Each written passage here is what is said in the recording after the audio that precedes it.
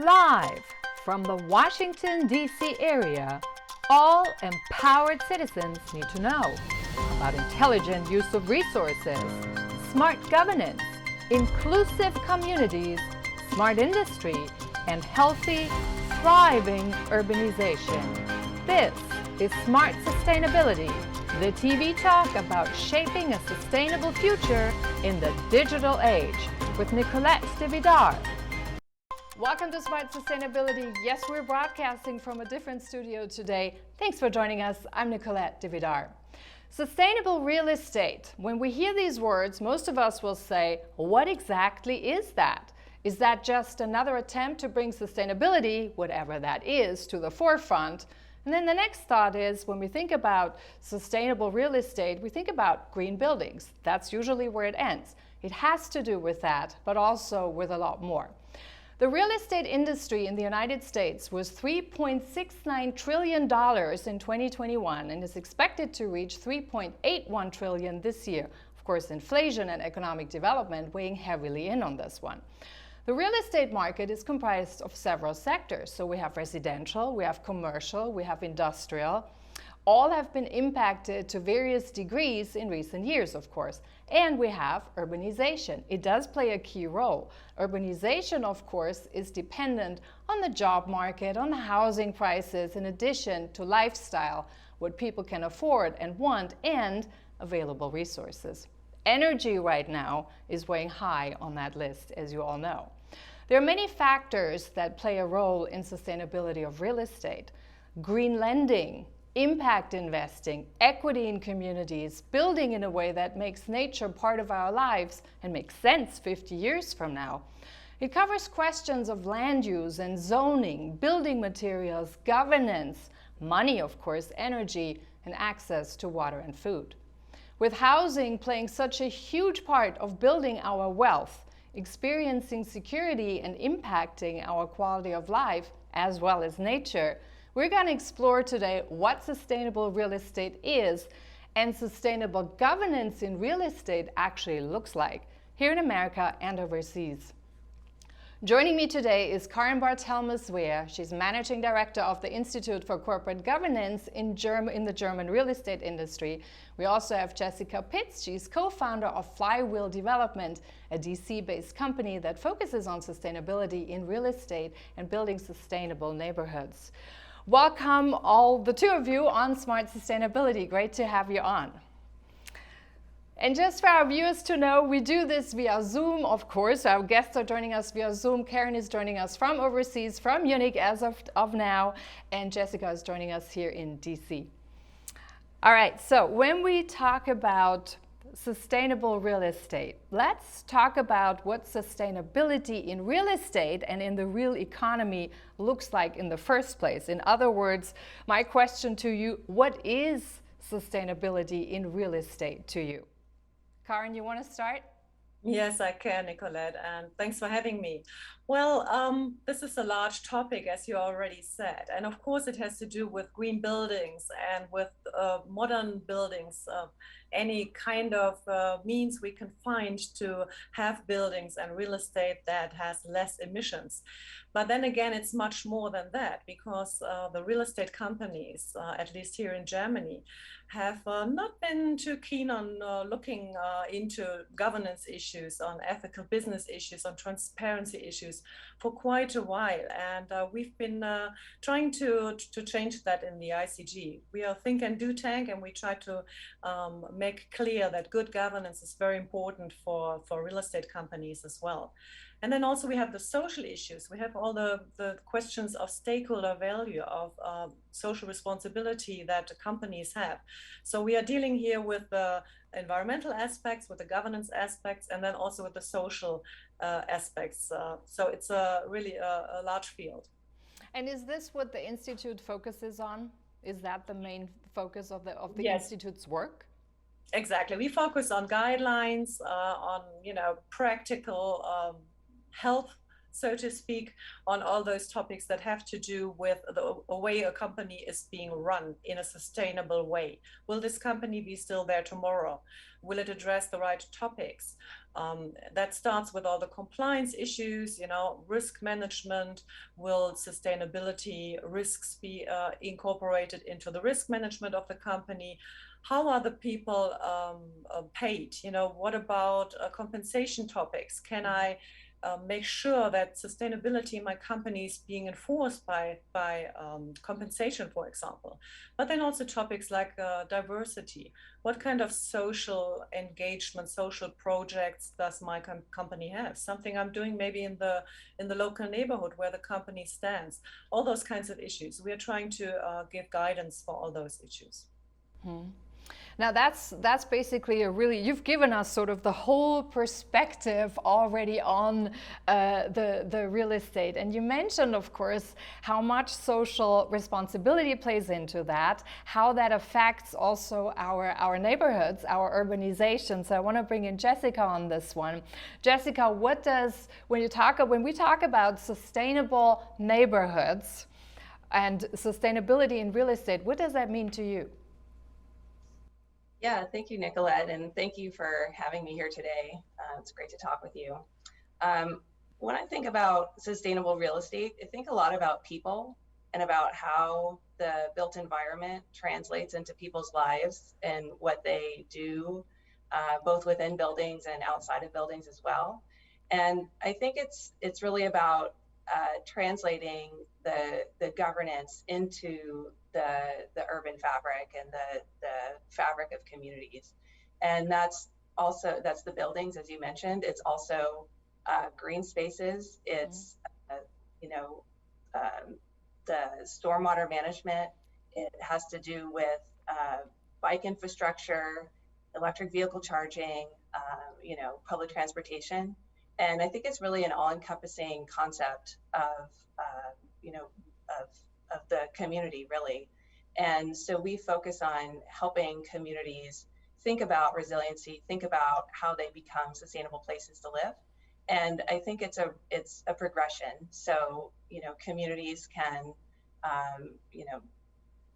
take this idea and take these new concepts, technologies and, old technologies that are being better integrated into buildings and make a plan that's kind of stepwise, and you don't have to do everything all at once. And so we really think of it as a progression of steps and a pathway that people take through their daily lives. Mm-hmm. So basically, is it fair to say then, Jessica, what you're doing, is it fair to say that you're kind of the translator of that space, and Karin sort of works with the companies who sort of sit on the other end of that space? Is that a fair assessment? Yeah, I think that's right. I think it's you need the governance, and you need the bigger picture aspects of that governance brings, and then that translates down into the lived experiences of people. Yeah. And that's really what we're talking about here, is not sustainability for sustainability's sake, but sustainability for the environment's sake and for people's sake in their daily life. So that really brings up, though, a very the complexity of the topic itself already when we talk about that, because when you look at, we have the question of what's actually sustainable governance, and Karin, you can probably speak to that a little bit also, because I think one of the biggest challenges is what actually makes sustainable governance for anything really at this point. I think at this point we're sort of like in the last few years that has evolved, but we're sort of still trying to figure out, first of all, what is actually the essence of what's sustainable, and then the other part is sustainable governance. And then, of course, when we are still trying to figure that one out, then how would we translate something that's basically not fully defined yet to the communities? So I want to start a little bit on sustainable governance, because it seems to me that's probably we need to get the most clarity on first. What actually is that? What does it look like? And what do we derive it from? Who tells us that that's sustainable? Karin, you want to take that? Well, who tells us what is going to be sustainable is really something that's hard to answer. I mean, we've defined many guidelines and many things where I think we are quite clear in Germany, in Europe, or maybe even around the world what we want to achieve, with respect to climate change, etc. But then there are also other topics. We see that right now in Germany, for example. Let's talk about the way, how we produce our electricity. For many years, we've decided in Germany to get out of the atomic electricity. And now with all the things that are happening in Europe, we decided, or the EU, the European Union decided that maybe atomic electricity might be sustainable after all, because it doesn't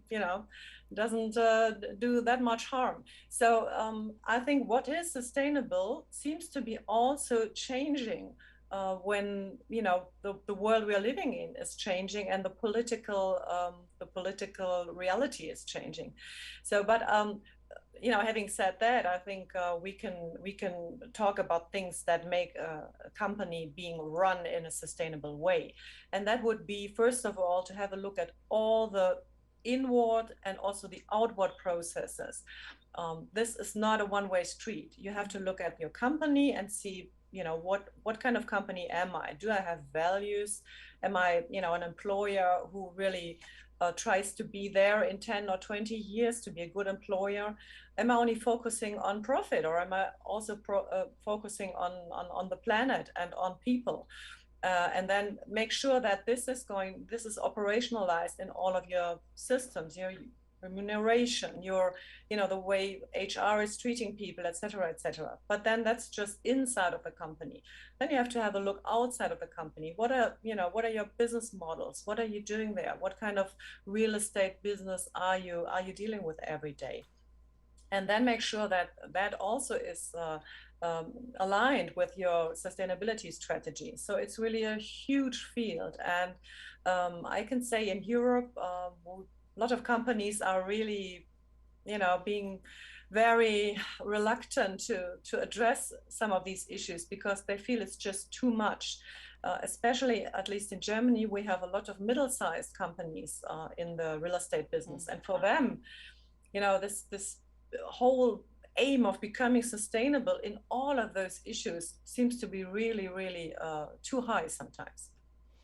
Yeah, it's very complex, of course.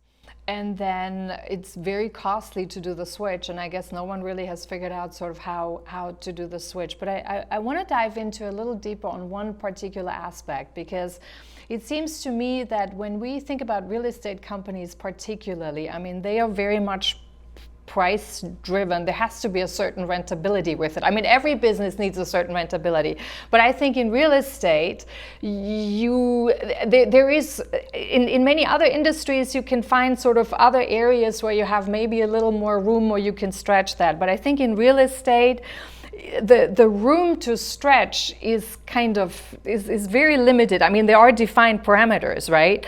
So to me, it seems that if you want to get companies to be sustainable in their approach and how they operate in the real estate market, there seems to be an added complication in terms of changing. There has to be a lot stronger will to do that than I think in other industries. Don't you think so? It used to be like that, Nicolette, but that's changing dramatically now. Yeah. Why is that? That's for three reasons. On the one hand, we have the investors. I mean, it's a capital market driven business or industry. And the investors are looking into much more into these topics. The ESG, the environmental, social, and governance aspects are being really closely focused on by investors. I think there are a couple of studies that show that investors aren't willing to invest in any more non-ESG products. From I think the end of next year on. So we have to change our products, our companies, or the capital market will not invest in real estate anymore. That's one thing. Then the next is the stakeholders. At least here in Germany, people are really being very critical with housing companies, which we haven't seen in the last decades. But now they're like really showing us what they're expecting, that they're expecting more social housing, more housing that's payable, so to speak, for even people with lower income. So I think nowadays you really have to answer the stakeholders much more. So that's driving this as well. And then if you want to get new employees into your company, then that's also an issue where you really have to address these things. The younger people, the younger generation, if you want to get them as employees into your company, they are asking exactly these questions. What kind of company is this? Is it ethical? Are you doing any social business? You know, what's your purpose? So that's also a point. And then in Europe, we have the European Union, who's really driving these topics. We have a taxonomy for the environmental issues. So the larger companies do have to report what they're doing with respect to environmental issues and their real estate. And the other issues, social and governance issues, are to follow. There's already a draft, 93 pages, I think, for the social issues, and we know that the European Union is going to follow with the governance topics as well. So whether you do want to change it, or whether you think your profit might, have to be lowered a little bit, is not the question right now. We just, there's no other way. So Jessica, I want to switch a little bit. We heard what's going on in Europe, basically. We heard about some of the parameters that go in there. Talk to me about, when, from your perspective, and you do projects, what does that look like in the United States? So where are we? Where are companies in terms of sustainable governance in real estate? Is it a factor? Does it matter? Do you come across that?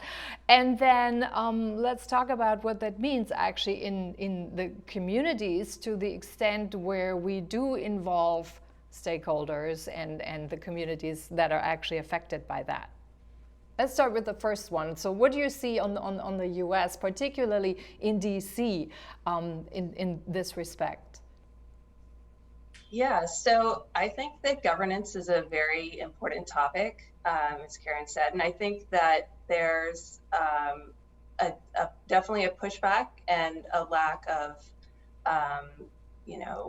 uptake of sustainable governance with communities, with companies here as well. And I think it is a tricky topic. It's something that's extra. It's something that is on top of already a difficult undertaking, building new buildings or renovating them. It's a lot of players. It's a lot of different consultants and places of expertise that are involved in that. And so I think an added layer of sustainability can be a challenge. The good news is, though, that communities are recognizing this and are working with their zoning ordinances, working with their local regulations to help make this possible. And so in the District of Columbia, for example, there's, the DC is very progressive in terms of sustainability, has some very, I would say, ambitious sustainability goals. The District of Columbia wants to be carbon neutral by 2045. And so that's, a very ambitious target. And that cuts across all sectors: transportation, buildings, electricity production, everything like that. And so in order to achieve those goals, you have to have frameworks for communities for companies to work within, to transition, communities away from gas, transition buildings off of, power that's generated by coal power plants, for example. And so this, in the United States, I think that we've got a long way to go, but I think that there are pockets of efforts and certainly communities across the country that are recognizing the value of it and the importance of sustainability in the built environment, and are figuring out how to translate that need and that desire to become more sustainable into ways that they, best put, they assist companies in co-creating that value together with them.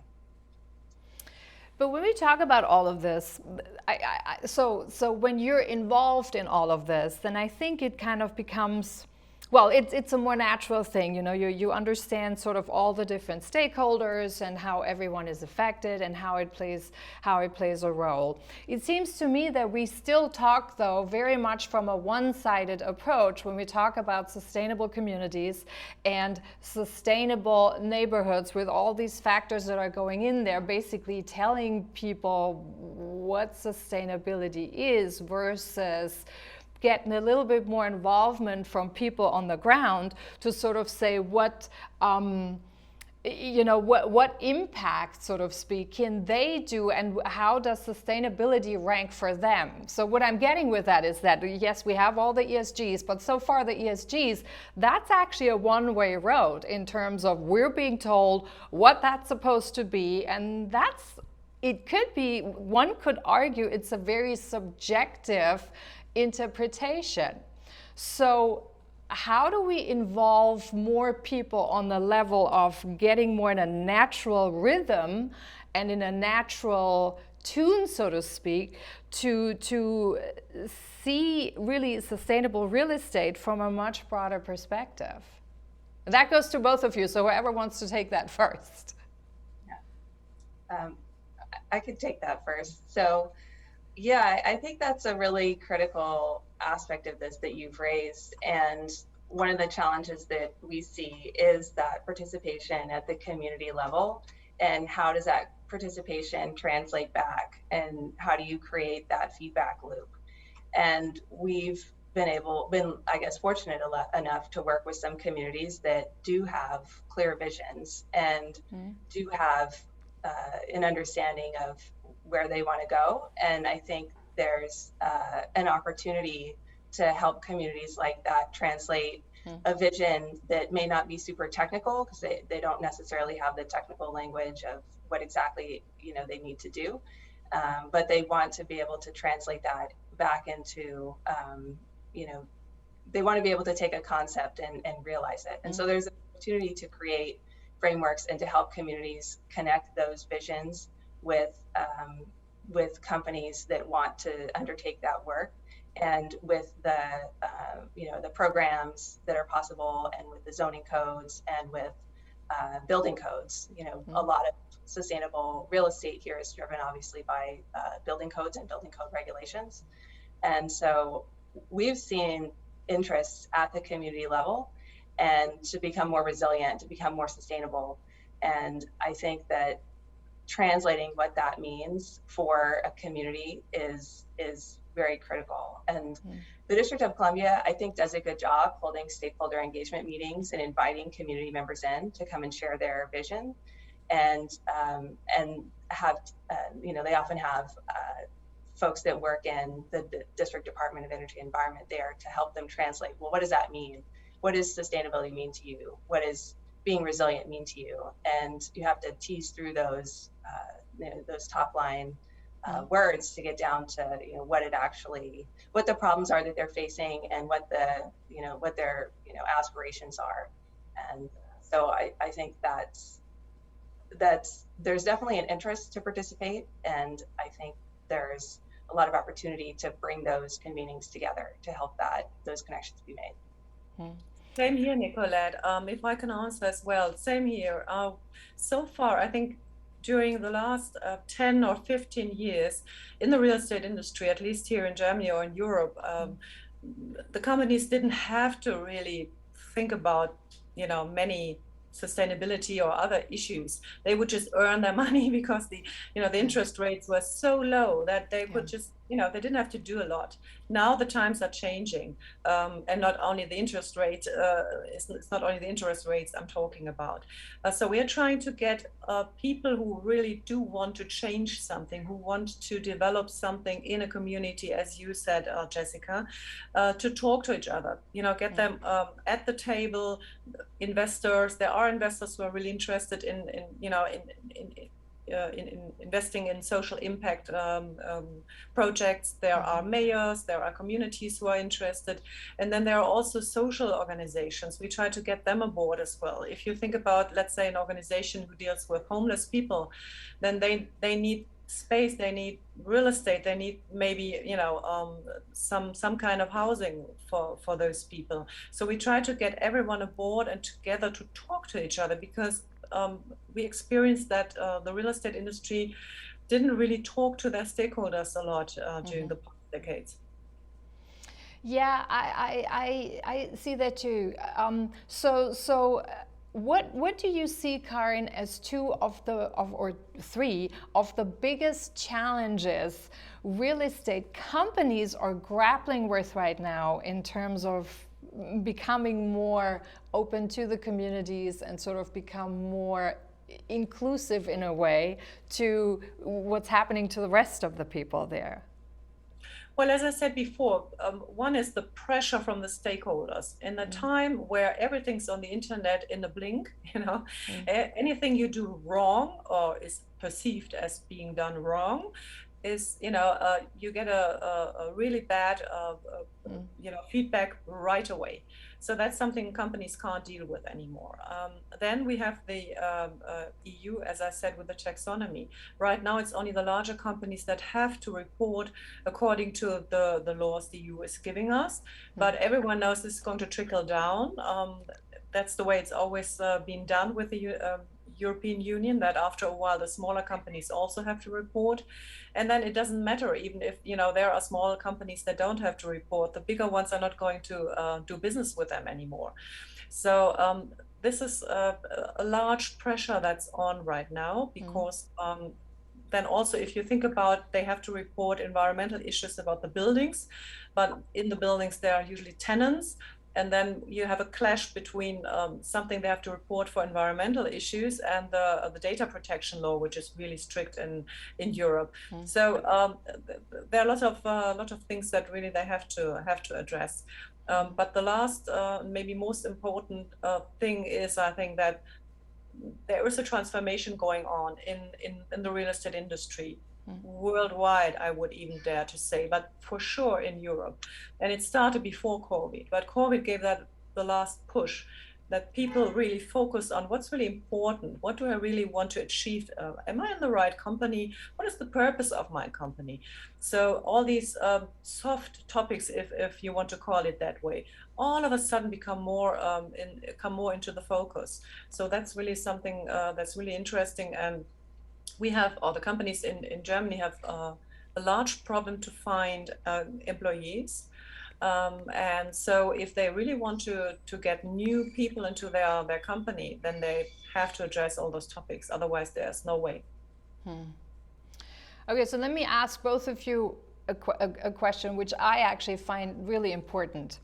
So with all this development about sustainable real estate, sustainable urbanization, what are we actually learning from nature that we incorporate to this type of thinking? Because it seems to me, though, at this point, we still take quite a mechanistic and materialistic worldview in terms of what sustainability is, without adequately looking at how nature does it. So how do we actually incorporate or reflect the governance of nature, which is the governance of every living system, into how we do business, how we build communities, how we build and we create urbanization that really reflects the natural way of life in nature? Jessica, do you want to start? Sure. Yeah, I'll start. Yeah, I think nature is governed in large part by, when we're thinking about systems of regeneration and resilience and birth and regrowth as a long-term process. And if we apply that to real estate, to the built environment, we have to think back many years into our past and think forward into our future and try and pinpoint what we're doing now in terms of that bigger spectrum. And so, we think about sustainable real estate in this moment, that of 2022, and we think back a few years and forward a few years. But I think it would, from the perspective of nature, taking us even one more step back and thinking about it from a much broader perspective, I think would help frame, at least for the United States, would help frame a lot of conversations we have. I know, and I imagine in Europe, there's longer range plans.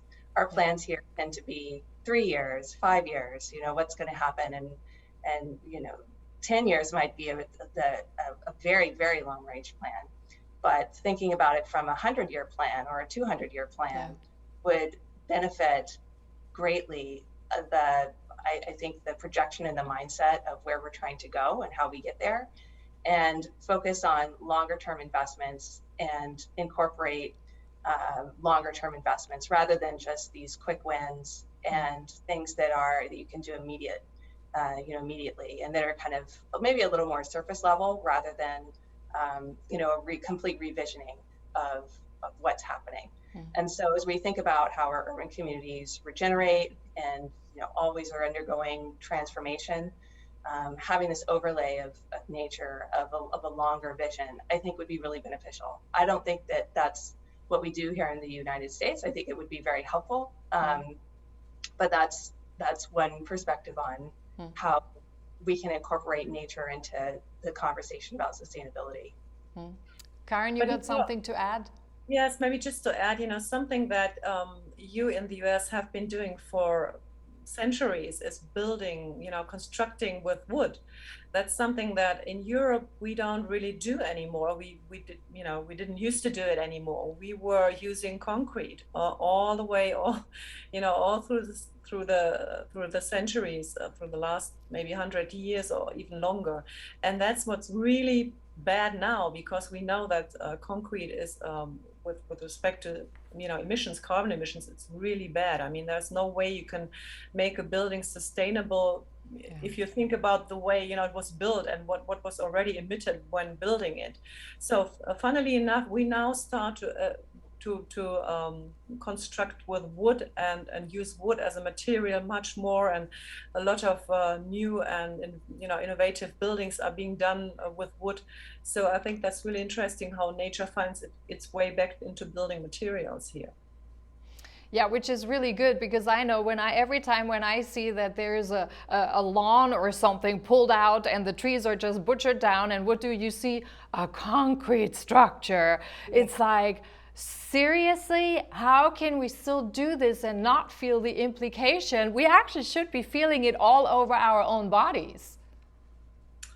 Yes, I agree. I mean, there's so much that's being sealed, by parking lots or by concrete, whatever structure is.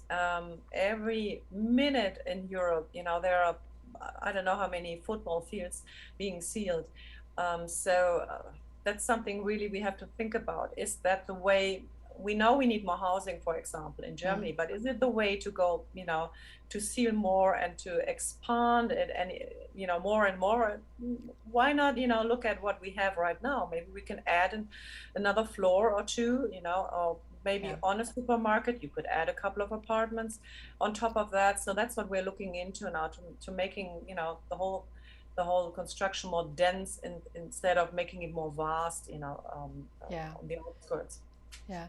Jessica, where does food security come into all of this? So obviously we've learned, certainly recently, even more so than before, that access to food on a local level, particularly in urban communities, is super, super important. And we're learning that that's more and more the case.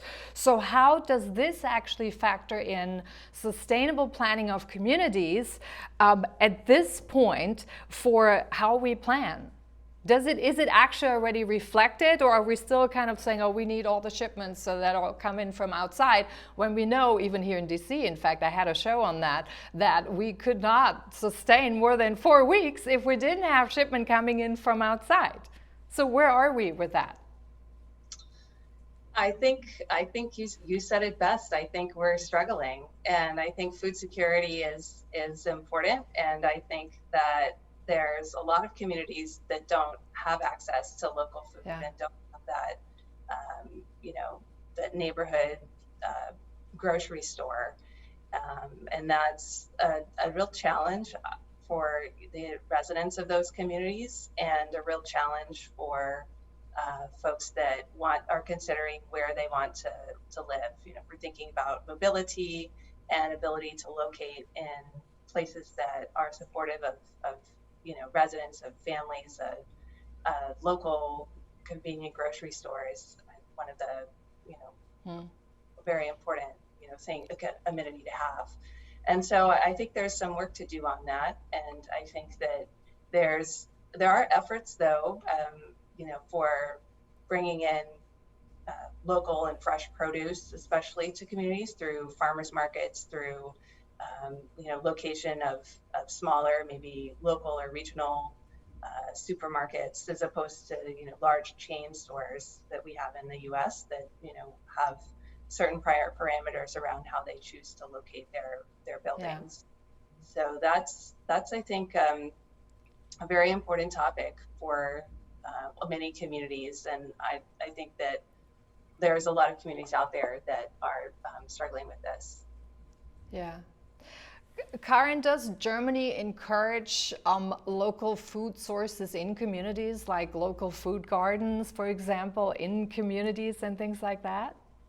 Yes, we have this green gardening going on in the larger cities, in Berlin, for example, and I know in Düsseldorf, where I live as well. So that's, although we might not have those problems you were talking about, Jessica, in most of the cities or communities, but yeah, local gardening, that's really a topic, or it's in fashion, you could say, for a while. But I don't think it's, yeah, people see it more like, yeah, doing something worthwhile in their free time. It's not so much a question of that we need this food to, to provide for people. Mm-hmm. I want to switch gear here for a moment because we only have a few minutes left, and there are a couple of things I want to talk about. Let's talk about money for a moment. We haven't talked about green investing yet, and I think actually, usually where the money plays a big role in terms of how we create the future going forward. There is a lot of talk about green investing. There is talk about impact investing. First of all, is there a difference between the two, between green investing and impact investing? Let's start with that, and then take it on to what does that mean for a builder or real estate developer? Well, there are a lot of terms in the market, and you really have to look at what you're talking about and what every expression means. There is green investing, there is ESG investing, and there's also impact investing. Mm-hmm. I think the importance about impact investing is that you will only invest into a project that will generate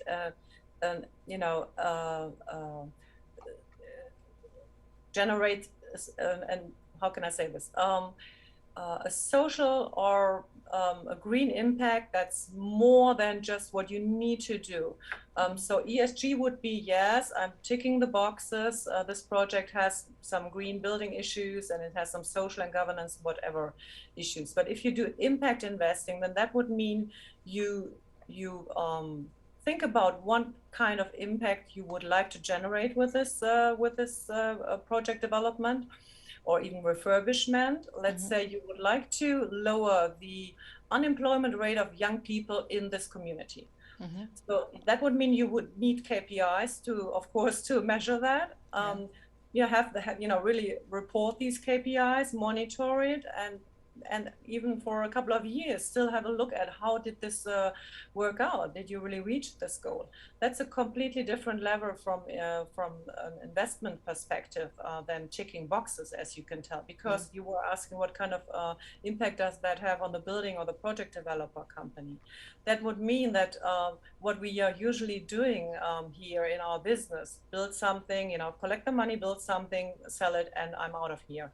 That cannot happen anymore, because you would have to have a look at the impact even a couple of years after that building or that development has been there. So that's you could say next level investment. Impact investing is really still a niche. I think it's not for every investor, but their number is growing really fast. Jessica, your perspective? Yeah, we're doing a lot of work in that, in very small slice of that space with higher performance buildings, net zero energy construction, solar, that benefits low and moderate income residents and stormwater mitigation. And all of that has a lot of, we think of social value. You know, there's a lot of social value in that. And it's more difficult to link that social value back to the monetary value of it, though it is there, right? The reduction of emissions through the installation of solar panels, for example, from a coal-fired power plant, that has a value of the impact on health, which it takes money to treat people for cancers and other sorts of ailments that asthma, for example, that result from the exposure to those pollutants. And so I think there's a strong need to quantify and recognize that value and understand how to take that value that's created and turn it into the actual dollars that are being generated or mitigated through those activities. And some of the players in the financial space that are doing that are green banks. They're looking at projects not just from the financial perspective, but also from the social value that's created, and not necessarily applying a dollar amount to that, but understanding and intrinsically recognizing that value and providing funding to projects that specifically are achieving a set of sustainable or social outcomes. And there's been a proliferation of green banks, and DC recently, a couple of years ago, founded its green bank and has been charged with funding projects exclusively in that space, and they provide all kinds of financing and leverage private capital to increase their impact.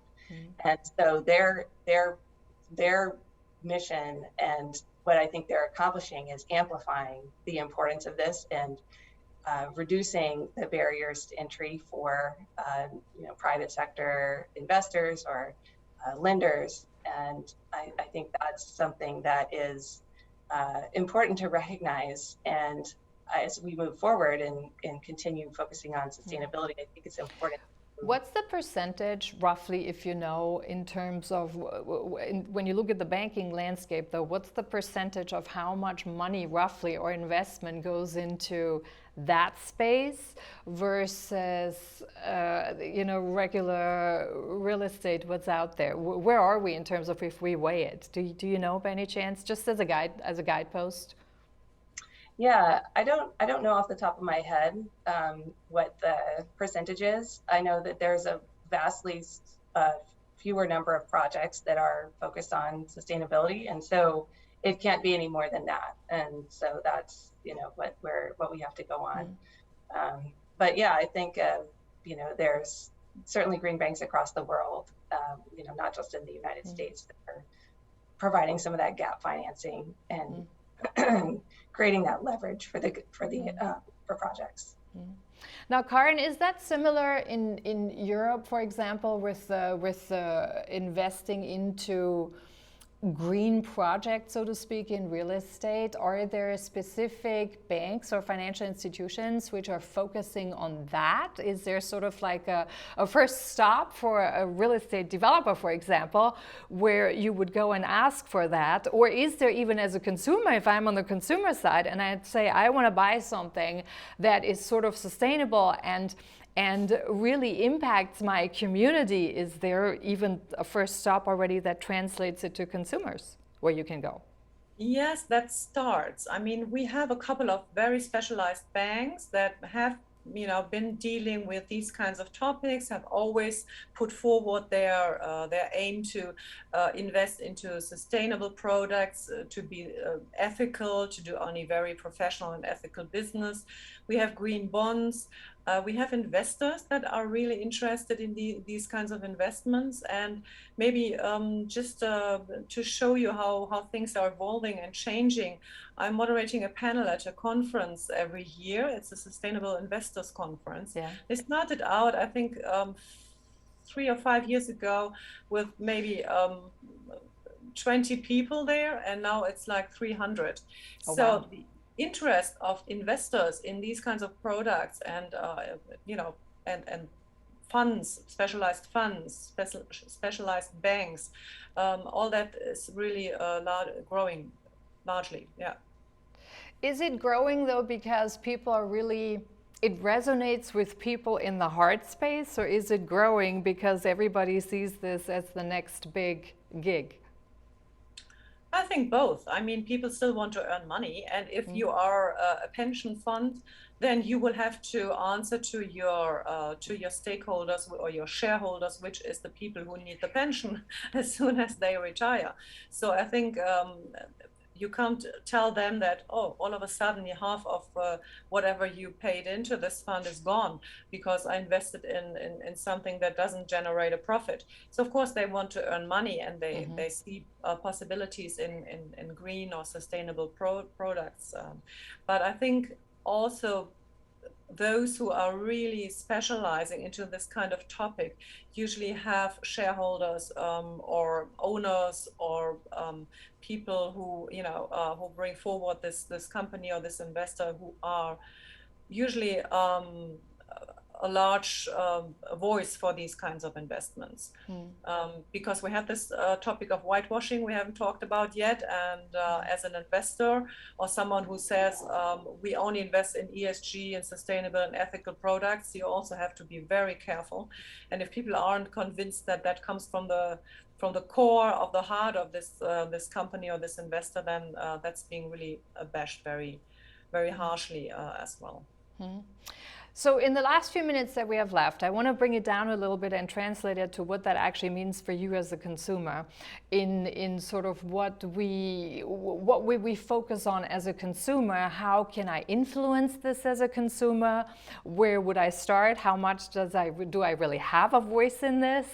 And then want to talk a little bit to the outlook. So let's start for a consumer. So if I want to have whether I want to go in a sustainable building or whether I want to buy something that's sustainable, what's my first stop to start, so to speak? Jessica, you want to take that? Yes, that's a great question. I think consumers have a lot of ability to vote with their wallets, and they need to really consider the aspects of their lives that they can make more sustainable, whether that's recycling more, choosing an electric vehicle, or choosing sustainable clothing, or organic food for that matter. I think that's very important, and I think requesting information from real estate companies about the houses that they build, the apartment units that they are renting, and what materials have gone into them are very important. There's a lot of focus on tenant feedback, and if companies don't hear that consumers are interested, they think that they may not be. So raising one's voice and requesting information and saying this is important, I think can go a long way. The more consumers that do that, the more likely there is to be a response on the other side by real estate companies. Is that similar in Europe, Karin? Do people in Europe actually care about? I think at this point, most people would be happy to find an apartment. I know we have these huge lines of people trying to find space, living space. So do we still think about sustainability as consumers? I think in Europe, people are generally very interested in sustainability topics. And I think, you are right. When you're trying to find an apartment, you might want to not look at the housing company too much because you just need to find some space to live. In that aspect, maybe not. But all the other aspects that Jessica was talking about, I think people are really interested in Europe. We've seen quite a change from a way of thinking or a way of living that only was addressed by a very small number of people to become complete mainstream. I'm not saying everyone is using or buying sustainable clothes or whatever, only organic food. But if we look at food, all the major discounters, for example, in Germany are carrying large organic food brands, or a large part of their what they're carrying, what you can buy there is organic nowadays, and that's something that has changed within a couple of years. So I think, yeah, it's not just a trend; it became mainstream. Is it affordable to do it though as a consumer? So if you as a consumer go into these apartments that are much more sustainably built, so to speak, you usually also see a tremendous increase in price. So how do we gauge the increase in price versus we have to balance affordability to the increase in price? How do we do that? Yeah, that's a challenge for the development companies to now try to find out how can I develop something that's not too pricey on the one side, but then also tackles sustainability topics on the other side. But I think they are being, very, very fastly now. There are being new technologies coming in, and new things that people build with, that they are now designing with. Digitalization plays a large role in this as well. So I think the need is there now, and that's why the companies are starting to change and starting to develop new technologies. It's a little bit sad, but I think we as human beings only change and drive things forward when we really see that the need is there, and now I have to do it. Yeah. We all need to be pushed out of the chair, right? That's kind of what usually has to happen before we make the changes we should make or need to make. Now, Jessica, if what would your advice be, for example, to consumers in terms of if you compile a personal checklist, let's say I'm apartment hunting or condo hunting, what would be the first things for me to check, or the main pillars for me to check to evaluate if something has a sustainability component to where you're going to move? Thankfully, there's a number of voluntary compliance programs that are good, tools that consumers can use to judge the sustainability of, an apartment or a building. That's LEED is one of them that's applies in large part to residential buildings and is well known in that industry. WELL is another one. So inquiring about these standards and whether or not the building has been constructed to these standards is one step that one could take. And I think is a good one. It kind of encompasses a lot of different aspects of sustainability in one quick question. And in the District of Columbia, a lot of buildings are actually built to a LEED standard. And so it's something that the district of, developers and real estate companies in DC have realized that people actually are interested in.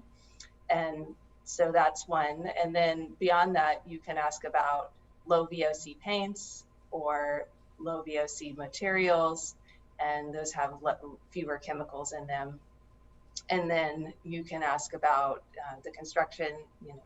Karin was talking about wood versus concrete. Ask about those sorts of topics, and then beyond that, there's the location of it, of course, and what's nearby, but that gets a little bit beyond the building itself. Yeah. Now let's talk a little bit about the outlook going forward. I actually think there are several challenges we're going to have to weather. One of them, of course, is that particularly, and I'm speaking here of the DC community and more like US cities probably, I don't know to what extent that also applies to overseas, but in the US, for example, when we have a lot of development in areas that are really sketchy areas, right? So their gentrification is a problem. We have very often, one could argue and say, well, we move people out of neighborhoods to build new buildings, which then used to be more sustainable, more modern, etc., but at cost of the people. And that seems to me to be a real factor and challenge, particularly in urban communities, in cities, to weigh that. Jessica, what is your take on that? Yeah, that is a very big concern. There's many urban communities in the United States, cities predominantly, have funding for low and moderate income rental preservation and new construction, apartments and home ownership. And this is regulated at the state level, and then flown down to communities that way. And I think it's a challenge to balance the movement of people within communities and to preserve the ability of folks in the low and moderate income brackets to continue to live in the communities where they've grown up. And I think that so it's certainly a topic that's well known, and there's a lot of effort placed on how to integrate low-income housing, projects into the community smartly. And in years past, there's been a lot of concentration of those developments in certain areas. And the District of Columbia, and I'm sure other communities have done as well, is they've prioritized shifting low and moderate income, funded projects into areas that are generally considered higher income brackets. And this is really to create the mixed income communities that everybody thinks about and desires to live in. And so I think it's an ongoing process that communities are managing. But now with the change, I think, in commercial real estate, it empties up a lot of new space, doesn't it? Absolutely, yes. And that's something that also is office to residential conversions. And I think we're going to see a lot of that. And I think it opens up a lot of areas that where there's already, the infrastructure is there already and the buildings are there, and they're perfectly serviceable, as a residential building. Yeah. And, that's something that is happening in the District of Columbia and elsewhere, is repurposing and rethinking about, central business districts and where residents live, and really reinvigorating those parts of our, urban landscape with residents. Yeah. Karin, we have 2 minutes left. So my question to you is, what do you see as the outlook going forward as the biggest problems or challenges, not so much problems, but the challenges that needs a mindset shift as we go forward? I think we need to build new alliances. We need to move forward in starting to talk with everyone who has an interest in building, lively communities, in building cities that people really want to live in. So we need to, at least here in Europe and in Germany, we need to get away from the investors are here and the community is there, and then the tenant is somewhere else. We really need to start to talk to each other. That's what I think is the most important thing to do. Are your members from all the different sectors, or are the members just from the real estate building sector? No, they are from the whole, from everywhere. Anything that has to do with real estate, from planning it over building it to the funds, the investment companies, the banks, the construction companies, the realtors. Right. Our members are really covering all of it, and I think we really need to get out of this thinking in drawers. That's my drawer, this is your drawer, and this is retail, and I don't talk to housing, or we're not going to solve the problems by doing. So the siloing is an issue. Siloing needs to melt down. Jessica, final word to you. How do you see it? I see I see there's a lot of opportunity. There's a lot of progress that we've made, and there's a lot more to be done. But I think there's growing momentum towards focusing and incorporating sustainability into the built environment. And so I'm positive on the outlook. Great. Well, thank you so much, ladies. Thanks so much for joining. Thank you so much for watching. And I hope you learned something about sustainable real estate. I know it's a big sector, but we all need to sort of get into it sooner or later. And we'll think a little bit about it, do your research on it, do your homework on it, and we'll see you next week. Have a good night.